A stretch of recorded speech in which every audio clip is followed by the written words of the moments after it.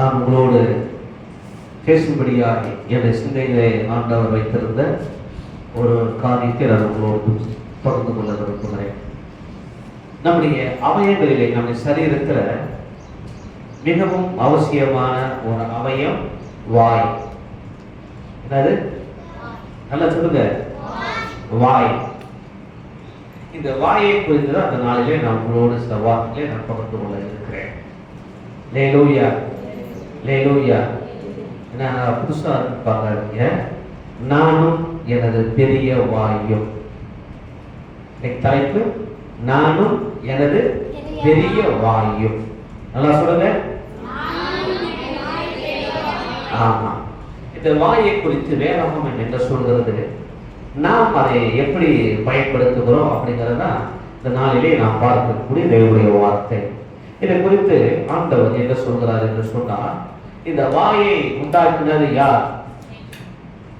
வாயை உண்டாக்கினது யார்? வாயை உண்டாக்கினது யார்? யாத்திராகமத்தின் புத்தகம் 11. அப்பொழுது கர்த்தர் அவனை நோக்கி, மோசேயை நோக்கி, மனுஷனுக்கு வாயை உண்டாக்கினவர் யார்? மனுஷனுக்கு வாயை உண்டாக்கினவர் யார்? ஊமையனையும் செவிடனையும் பார்வை உள்ளவனையும் குருடனையும் உண்டாக்கினவர் யார்? கர்த்தராகிய நான் அல்லவா? ஆதலால் நீ போதும். கர்த்தர் மோசேயை பார்த்து ஒரு கேள்வியை கேட்கிறார், வாயை உண்டாக்கினவர் யார்? அப்ப வாயை உண்டாக்குனதுக்கு ஒரு நபர் உண்டு. அவர் யார் என்று சொன்னால், தேவனாகிய கர்த்தர் நான் அல்லவா? நம்முடைய வாயை நம்முடைய சரீரத்துல தேவை என்று சொல்லி தேவன் நமக்கு ஒரு வாயை வைத்திருக்கிறார்.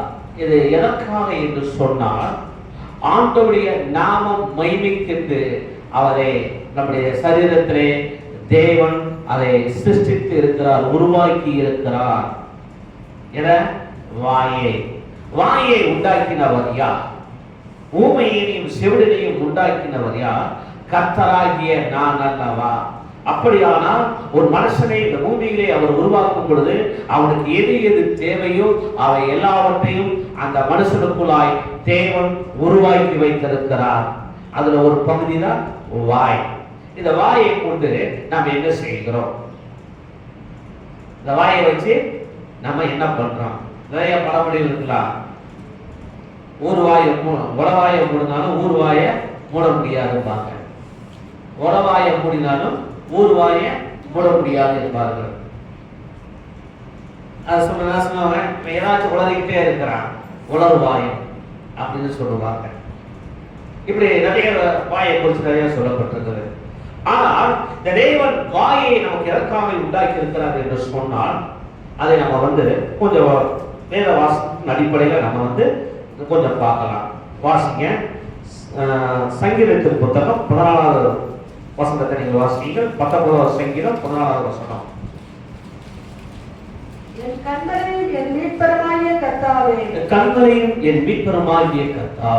என் வாயின் வார்த்தைகளும்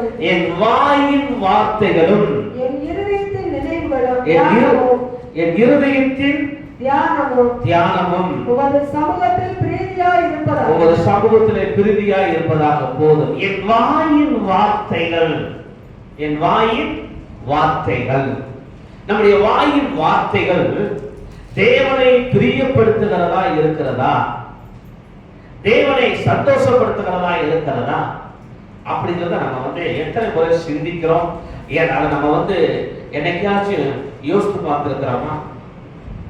எனக்கு நல்ல வாய் இருக்குது, அதனால என்ன செய்வேன், என் வாயினால நான் எதை வேணாலும் பேசுவேன் அப்படின்னு சொல்லி பேசக்கூடாது. நம்ம வாய்க்கு என்ன செய்யணும்? கண்ட்ரோல் தேவை. நிறைய பேருக்கு வாய் கண்ட்ரோல் இல்லாதனாலதான் நிறைய பிரச்சனைகளை மாட்டிக்கிறது. பேசுறது என்ன பேசுறது தெரியாமே பேசுறது. ஆண்டவர் பேசுவதற்காக வாயை உண்டாக்கி இருக்கிறார். அவரை மையப்படுத்துவதற்கு வாயை உண்டாக்கி இருக்கிறார். நம்ம சரீரத்துக்கு தேவையான உணவுகளை மென்று சாப்பிடுவதற்கு வாயையும் பற்களையும் உண்டாக்கி இருக்கிறார். ஹல்லேலூயா.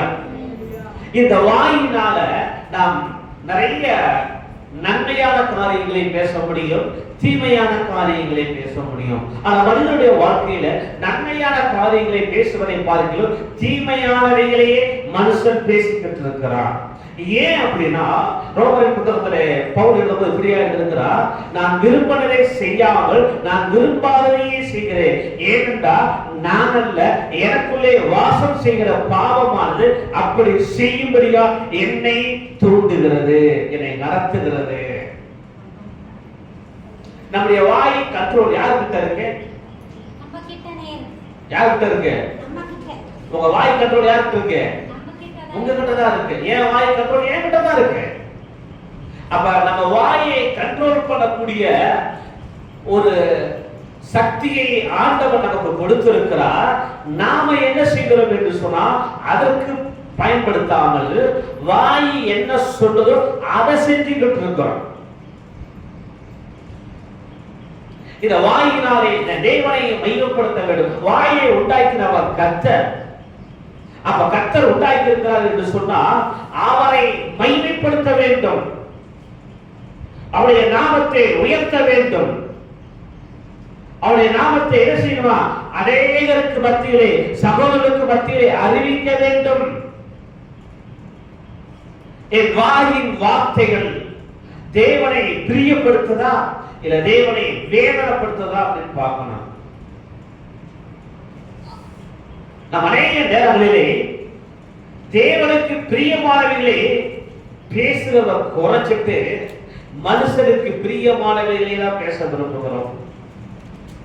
புகழ்ந்து பேசுவது, புகழ்ந்து பேசுவது தவறான கட்டாயம் தவறல்ல.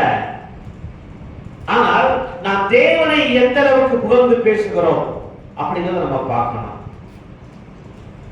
என் வாய் அப்படின்னு சொல்லி ஏடாவளமா பேசி வாங்கி கட்டி மாட்டிக்கொண்டு பொழுதுதான் தெரியும். அதுக்கு பிறகு யோசிக்கிறதுனால ஒரு பிரயோஜனம் இல்லை. அதனாலதான் நம்முடைய வாயை நாம் என்ன செய்யணுமா? கடிவாளம் போடணுமா? நம்முடைய வாய்க்கு நம்ம கடிவாளம் போடணும். கடிவாளம் போடலைன்னா மாட்டிக்கிறோமா? நீங்க இப்ப ஒரு வருஷத்தை நீங்க வாசிங்க.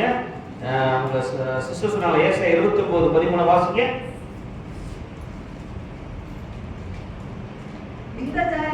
இந்த ஜனங்கள் தங்கள் வாயினால் என்னிடத்தில் சேர்ந்து போதும், தங்கள் வாயினாலே என்னிடத்தில் சேர்கிறார்கள். தங்கள் வாயினாலே என்னிடத்தில் சேர்கிறார்கள். அவருடைய இருதயம் வெகு தூரமாக இருக்கிறது. ஆண்டவரை நான் நம்புறேன், ஆண்டவரை நேசிக்கிறேன், நான் இயேசுதான் எனக்கு உயிர். இதெல்லாம் வாயின் வார்த்தைகள். என் உயிரே போனா நான் இயேசுவை விட்டுவிட மாட்டேன் அப்படின்னு வாய்ச்சோட இருந்துவான். ஆனா நமக்கு பிரச்சனைன்னு வந்துட்டா இயேசுநாதர் வேணாம், சபையில் வேணாம், விசுவாசிகள் வேணாம், ஒருத்தர் வேணாம், நான் ஏன் இஷ்டப்படி இருந்துக்கிறேன் அப்படின்னு சொல்லிட்டு நம்ம இஷ்டப்படி வாழ முயற்சிக்கிறோம். அல்லேலூயா, அல்லேலூயா. ஆனால் தங்கள் வாயினால் என்னிடத்தில் சேர்கிறார்கள். எப்படி? என்ன வந்தாலும் சரி, நான் இயேசுவை விட்டு போக மாட்டேன். கொஞ்சம் போல காத்து மாலை அடிச்சா போதா? என்ன ஆண்டவரே, இதெல்லாம் நீங்க பாக்குறீங்களா, கேட்கிறீங்களா, உங்களுக்கு கண்ணெல்லாம் இருக்குதா, இதெல்லாம் தெரியுதா என்று சொல்லி இந்த வாயினாலே ஆண்டவரிடத்தில் முறையிடுகிறோம். இந்த வாயினால் முறுமுறுக்கிறோம். இஸ்ரவேல் ஜனங்கள் அவர்கள் வாயினாலே முறுமுறுத்துதான் அழிந்து போனார்கள். தண்ணி இல்லையா, உடனே மோசே விரோதமாய் முறுமுறுத்தார்கள், வாயினால் முறுமுறுத்தார்கள். அங்கே ஒரு அடி விழுந்தது, அவர்கள் அழிக்கப்பட்டார்கள். இறைச்சி இல்லை, வாயினால் முறுமுறுத்தார்கள், அங்கு வாதை வந்தது, கொஞ்சம் ஜனங்கள் செத்து போனார்கள். அல்லேலூயா. வசனம் சொல்வது நம்முடைய வாயில தான் ஆண்டவர் ஆசீர்வாதத்தையும் சாபத்தையும் வைத்திருக்கிறார். உபாகமத்தின் புத்தகத்திலே எழுதப்பட்டிருக்கிறது. நம்முடைய ஆசீர்வாதமும் சாபமும் நம்முடைய வாயில இருக்கு. நிறைய பேர் நீங்க சொல்ல கேட்டிருக்கீங்க, நான் எங்க முன்னேற போறேன், எனக்கெல்லாம் எங்க நடக்க போகுது, எனக்கெல்லாம் இது தெரியாது. நம்முடைய வாயின் வார்த்தைகள் நல்லவைகளை அறிக்கை செய்ய வேண்டும். எதிர்மறையா இருக்குதா, தேவனுக்கு முன்பாய் விசுவாசத்தோடு நல்லவைகளை அறிக்கை செய்ய வேண்டும். சில நேரங்களில் என்னுடைய வாழ்க்கையில் அனுபவங்களை நான் சொல்ல முடியும். இவன் உருப்பட மாட்டான், இவனெல்லாம் எதையுமே நினைக்க மாட்டான், இவனுக்கெல்லாம் சரிப்பட்டு வராது. இதுதான் நான் நிறைய கேட்ட வார்த்தைகள். அந்த நேரத்தில் நான் சொல்ற வார்த்தை, என் தேவன் என்னோடு இருக்கிறார், அவர் என்னோடு இருக்கிறதுனால நான் உருப்படுவேன். அவர் என்னை ஆசீர்வதிப்பார், நான் ஆசீர்வாதமாக இருப்பேன். தேவன் எனக்கு நன்மையை செய்வார், அந்த நன்மைகளை அனுபவிப்பேன். இப்படிதான் சொல்லியிருக்கிற ஒளிஞ்சு அவங்க சொல்லிட்டாங்க அப்படிங்கிறதுக்காக அதை கேட்டு என் வாயினால் தீமையானவர்களே அறிக்கை செய்தது இல்லை. கர்த்தரை உருப்படியாய் மாற்றுவார். உருப்படி இல்லாத என்னை தான் உருப்படியாய் மாற்றுவதற்கு எனக்கு ஒரு வாயை கொடுத்திருக்கிறார். கர்த்தர் என்னை ஆசீர்வாதம் உள்ளவனாய் மாற்றுவார் என்று சொல்லி நான் அறிக்கை செய்யும் பொழுது அந்த அறிக்கை தேவ சமூகத்தில் போய் சேரும். அது என்னுடைய வாழ்க்கையை பயனுள்ளதாய் மாறும். அப்ப இந்த வாயை நாம் என்ன செய்யணுமா, தேவனுடைய நாமம் மகிமைக்கு அதை பயன்படுத்த வேண்டும். அல்லேலூயா, அல்லேலூயா. அப்ப ஆசீர்வாதத்தையும் சாபத்தையும் நம்முடைய வாயிலே வைத்திருக்கிறார். உனக்கு எது வேணுமோ அதை நீ சூஸ் பண்ணி கேட்டார், நீயே தேர்ந்தெடு. இதெல்லாம் செய்யணும் அப்படின்னு சொல்லி ஆண்டவர் சொல்றாரு. நீ உனக்கு எது வேணும் அதை தேர்ந்தெடுத்து கேட்டார். கர்த்தரை ஆசீர்வதிப்பார் என்று சொல்லி விசுவாசத்தோடு அறிக்கை செய்கிறார். கர்த்தருடைய ஆசீர்வாதத்தை என்னுடைய வாழ்க்கையில நான் அனுபவிக்க முடியும். அல்லேலூயா. அப்ப அதனால இந்த வாயை நாம் மிகவும் பத்திரமாக பாதுகாப்பது மிகவும் அவசியம். யாக்கோபின் புத்தகம் 3ஆம் அதிகாரம் நீங்கள் அதோடைய 10வது வசனத்தை நீங்கள் வாசிக்கும்படியாக கேட்கிறேன். துதித்தலும் சபித்தலும் ஒரே வாயிலிருந்து புறப்படுகிறது. ஒரே வாயிலிருந்து புறப்படுகிறது. போதும். துதித்தலும் சபித்தலும் ஒரே வாயிலிருந்து புறப்படுகிறதா. இந்த வாயினால் தேவனை நாம் துதிக்கிறோம். இந்த வாயினாலே தேவனை நாம் துதிக்கிறோம். அதே வாயினால் தேவனால் உருவாக்கப்பட்ட மனுஷனை சபிக்கிறோம்.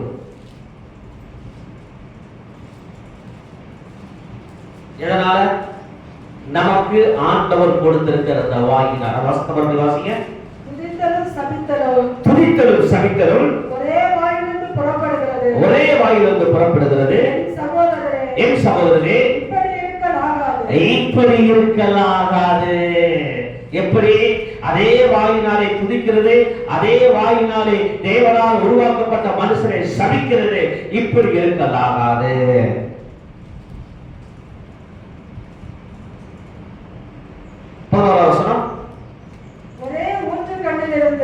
ஒரே ஊற்றுக்கண்ணிலிருந்து தித்திப்பும் கசப்புமான தண்ணீர் சுரக்குமா? தித்திப்பும் கசப்புமான தண்ணீர் சுரக்குமா? என் சகோதரரே, அத்திமர ஒலிவ பழங்களையும் திராட்சை செடி அத்திப்பழங்களையும் கொடுக்குமா? கொடுக்காது. அப்படியே துவர்ப்பான நீரூற்றிலிருந்து தித்திப்பான ஜலத்தை கொடுக்க மாட்டாது. தித்திப்பான தண்ணீரை கொடுக்காது, கசப்பான தண்ணீரும் கொடுக்காது. ஒரு ஊற்றுல ஒரு தண்ணீர் தான் இருக்கும். நீங்க புரிஞ்சுக்கிற மாதிரி ஒரு கிணத்துல நல்ல தண்ணி வந்தா நல்ல தண்ணி தான் வரும். அது உப்பு தண்ணியும் நல்ல தண்ணியும் மாறி மாறி வராது. உப்பு தண்ணி ஊறுகிற ஊற்றிலே உப்பு தண்ணி மாத்திரம் தான் இருக்கும். அதுல இனிப்பு தரக்கூடிய இனிமையான தண்ணீர் உண்டாகாது. அப்படி ஆனால் உங்களுடைய வாயிலே மாத்திரம் எப்படி உண்டாகிறது? யாக்கோபின் புத்தகம் 4:11 வாசிங்க. சகோதரரே, ஒருவருக்கு விரோதமாய் பேசாதிருங்கள்.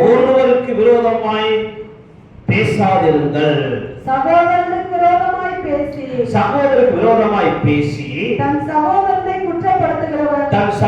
குற்றப்படுத்துகிறதால் நியாயப்பிரமாணத்துக்கு விரோதமாய் பேசி நியாயப்பிரமாணத்தை குற்றப்படுத்துகிறாய். போதும். என் சகோதரரை என்ன செய்யுங்க? சகோதரருக்கு விரோதமாய் பேசாதிருங்க. சகோதரருக்கு தானே சொல்லியிருக்கு. அப்ப சகோதரர்களுக்கு பிரச்சனை இல்லையா? உங்களுக்கு சேர்த்துதான்.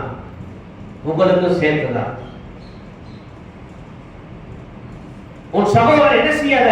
குற்றப்படுத்தாத. உன் சகோதரனுடைய வாயினால் என்ன செய்யாத, தூசிக்காத. உன் சகோதரனுக்கு என்ன செய்ய, விரோதமா நீ பேசாத. அப்படி பேசும் பொழுது அது தேவனுடைய பார்வையிலே குற்றமாக இருக்கும். அப்படியான கருணையான தேவ பிள்ளைகளே, ஆண்டவர் நமக்கு கொடுத்திருக்கிற இந்த வாயை தேவனை மையப்படுத்தி வைத்திருக்கிறார். தேவன் செய்த நன்மைகளை சொல்வதற்கு வைத்திருக்கிறார். நாம் சகோதரர்களை குற்றப்படுத்துவதற்கோ, அவர்களை தூசிப்பதற்கோ, அவர்களை அவமானப்படுத்துவதற்கோ, அவர்களை புறம்புரி தருவதற்கோ ஆண்டவர் வாயை உண்டாக்கவில்லை. அதனாலதான் என்ன சொல்கிறார் என்று சொன்னால்,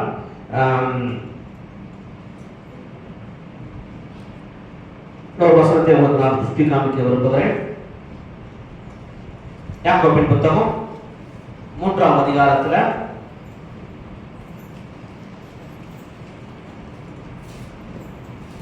குதிரைகள் நமக்கு கீழ்ப்படியும் படிக்கு 3வது வசனம். பாருங்கள், குதிரைகள் நமக்கு கீழ்ப்படியும்படிக்கு, பாருங்கள் குதிரைகள் நமக்கு கீழ்ப்படியும்படிக்கு அவைகளின் வாய்களில் கடிவாளம் போட்டு, அவைகளின் வாய்களிலே கடிவாளம் போட்டு, அவைகளுடைய முழு சரீரத்தை திருப்பி அந்த நடத்தும். குதிரையின் முழு சரீரத்தை திருப்பி நடத்துகிறது.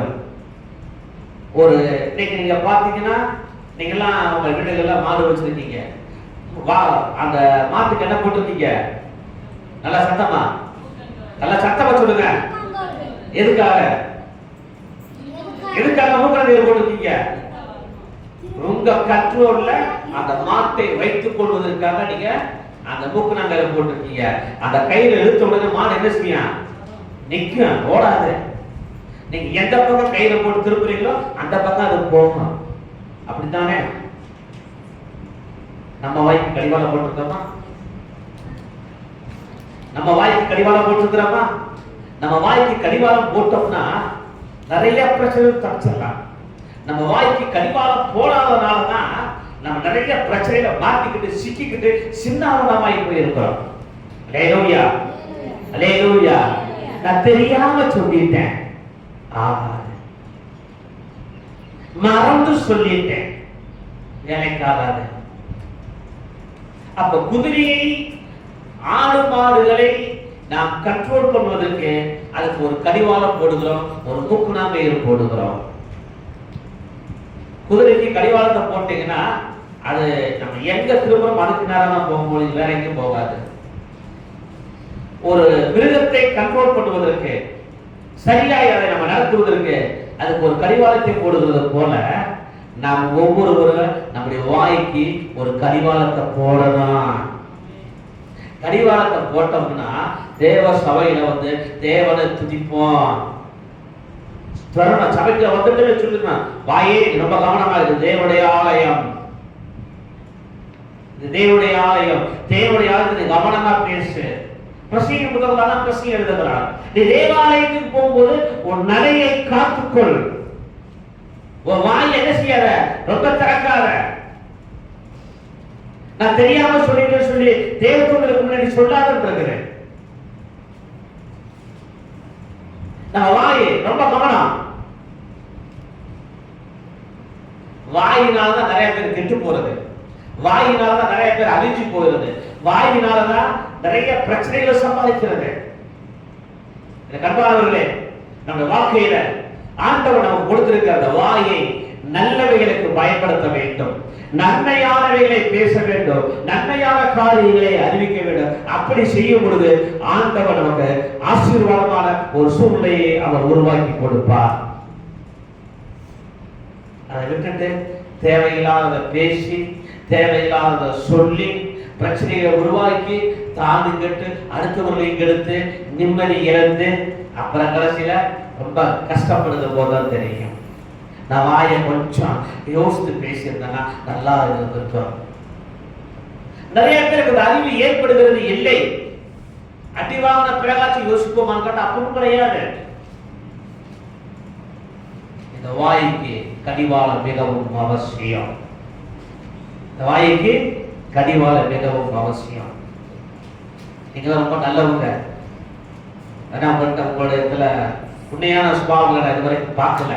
நீங்க சபைக்கு வரீங்க, உங்களை பார்க்கிறேன், அவ்வளவுதான். இவங்களோட உண்மையான சுபாவம் எங்க தெரியும்னா, தண்ணி பிடிக்கிற இடங்கள்ல, ரேஷன் கடையில, பஸ்ல சீட்டு பிடிக்கிறப்ப அப்பதான் தெரியும். ஹல்லேலூயா, ஹல்லேலூயா. நம்முடைய வாய் எவ்வளவு நல்ல வாய் அப்படிங்கிறது அப்பதான் தெரியும். இடையில ஒருத்தர் பேசினாரு, சார் அந்த அம்மா எப்படி சார் நீங்க சமாளிக்கிறீங்க அப்படின்னா, ஏன் சார் அந்த அம்மா வாயாரு அப்படின்னாங்க. அவங்க வாய் அவங்க பேசணும், எனக்கு என்ன பிரச்சனை? எனக்கு ஒரு பிரச்சனை இல்லை, நான் சமாளிக்கணும் அவசியம் இல்லை. சமாளிக்க வேண்டியது அவங்க வீட்டில் வந்து அவங்க சமாளிக்கணும், நான் ஏன் சமாளிக்கணும்? நிறைய பேர் சொல்றதுதான் சொல்லுவாங்க, அந்த பொம்பளைக்கு வாய் சரியில்லைங்க. வாய் சரியில்லைன்னா வாய் போடிக்கிட்டு இருக்கா? இல்ல, வாயின் வார்த்தைகள் சரியில்லை. நம்ம பேசுற வார்த்தைகள் ரொம்ப கவனிக்கணும். பைபிள் சொல்றது, கெட்ட வார்த்தைகள் ஒன்று உங்க வாயிலிருந்து புறப்பட வேண்டாம் என்று எழுதியிருக்கிறது. கெட்ட வார்த்தைகள் ஒன்று உங்க வாயிலிருந்து புறப்பட வேண்டாம் என்று இருக்கிறது. கெட்ட வார்த்தை, கேட்ட வார்த்தை, கேட்காத வார்த்தை எல்லாமே இந்த வாய் பேசும். ஏன்? அதுக்கு என்ன இல்ல? என்ன இல்ல? கடிவாளம் இல்லை. கண்ட்ரோல் பண்றதுக்கான கடிவாளம் இல்லாதனாலதான் அது இஷ்டப்படி பேசிக்கிட்டு இருக்குது. அதனால பாருங்கல்ல, என் வாயை நீ காண்பது, கேட்பது, பேசுவது என்ன என்ன? என் வாயை நீ பேசுவது என்ன? ஏசப்பா மேலிருந்து தாளை உன்னை பார்க்கிறாரு. என் வாயை நீ பேசுவது என்ன? நம்ம வாயில பேசுற வார்த்தை ரொம்ப கவனமா இருக்கணும். ஹல்லேலூயா, ஹல்லேலூயா. கோபம் வரும், வாயில வார்த்தை சராளமா வரும், கண்ட்ரோல் பண்ண தெரியும். ஆண்டவரே தோத்திரம், கர்த்தாவே தோத்திரம், கர்த்தாவே தோத்திரம் சொல்லி அதை அடக்கிறதுக்கான பயிற்சியை நம்ம கொண்டு வரணும். ஹல்லேலூயா, ஹல்லேலூயா. நம்ம இந்த பிரசங்கம் முடியல, கர்த்தருக்கு சித்தமானா அதை தொடர்ந்து நம்ம பார்ப்பதற்கு ஆண்டவர் நமக்கு உதவி செய்வாராங்க. ஆகவே தேவன் நமக்கு கொடுத்திருக்கிற வாயை மிகவும் கவனமாக கடிவாளம் போட்டு அடக்கிக் கொள்வோமானால் அது நமக்கு ஆசீர்வாதமா இருக்கும். உலகம் படிக்கிட்டு கர்த்தரை மூடி ஜெபம் பண்ணுவோம். இந்த வேத வார்த்தைகளினாலே கர்த்தர் நம் ஒவ்வொருவரையும் ஆசீர்வதிப்பாராக.